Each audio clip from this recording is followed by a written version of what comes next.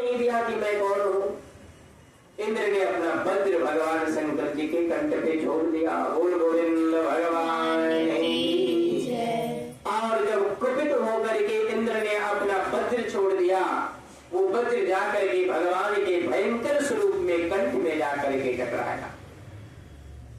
कंठ में टकराने के बाद में इंद्र का जो वज्र था वो भी भस्म हो गया, क्योंकि इंद्र का वज्र बहुत खतरनाक है, सभी अस्त्रों में बड़ा श्रेष्ठ अस्त्र है।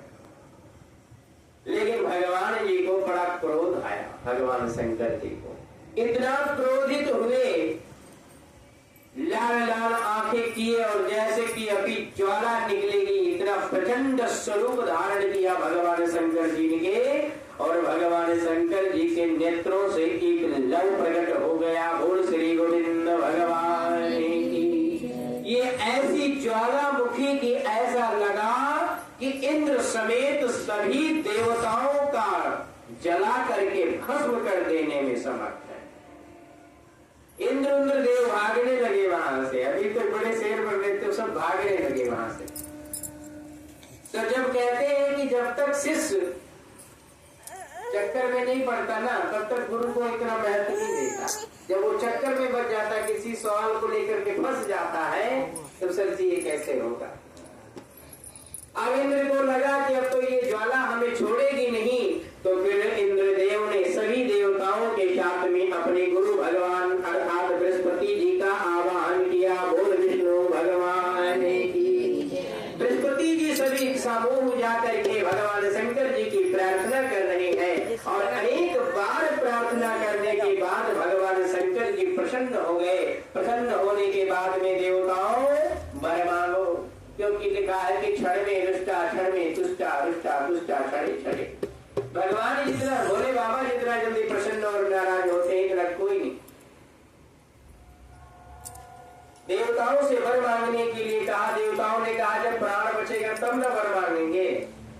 ये जो ज्वाला निकली है ये अभी जला के खत्म कर देगी, तो हम पर क्या मांगे। बृहस्पति जी हाथ जोड़ करके खड़े हो गए कि प्रभु यदि वास्तविक रूप से आप इन्हें वरदान देना चाहते हो तो पहले इस ज्वाला को शांत करो, है ना। जो बाण आपने छोड़ा वो तो पीछे लगा है, आप कह रहे हो पहचान हलक में, आप कह रहे हो कि वरदान मांग लो, कैसे हो सकता है। भगवान शंकर जी के नेत्रों से वो लोग निकला था, इसीलिए वापस वो नेत्रों में जा नहीं सकता। भगवान शंकर जी ने सभी लोगों से, सभी देवताओं से आग्रह किया कि इस लव को आप समुद्र में फेंकवा दो।